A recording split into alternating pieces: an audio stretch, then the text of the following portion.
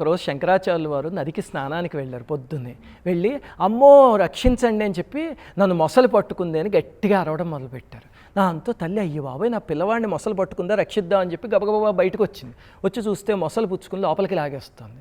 ఆ తల్లి ఇంక గుండెలు బాధేసుకుంది. అయ్య బాబోయ్ ఇదేనా ప్రమాదం అంటే, ఇప్పుడు ఏ దేవతలు రక్షిస్తారు నా కుమారుణ్ణి అని, నా భర్త వెళ్ళిపోయాడు, ఒక్కగానొక్క కొడుకు, ఇతన్ని కూడా తీసుకుపోకు భగవంతుడా అని పాపం గుండెలు బాదుకుని ఒడ్డుని ఏడవడం మొదలుపెట్టింది.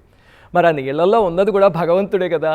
ఆయన చేసిన చమత్కారం ఏమిటంటే, అమ్మ ఈ రోజుతో నా ఆయుష్ తీరిపోయింది, నేను ఇంక వెళ్ళిపోవాలి, అలా లేకుండా ఉండాలంటే ఒక మార్గం ఉంది అంటే ఏమిటి నాయనా చెప్పు అని అడిగింది ఆ తల్లి.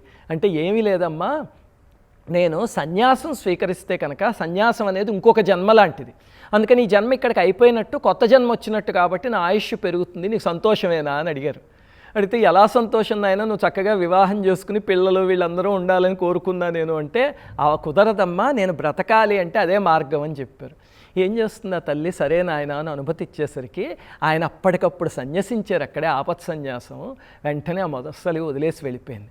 ఆ తల్లి సంతోషించి అమ్మయ్య నువ్వు దక్కావు చాలు రా ఇంట్లోకి అంటే, వచ్చి అమ్మాయి ఇంక ఇంటితో నాకు రుణం తీరిపోయింది, నేను వెళ్ళిపోవాలన్నారు.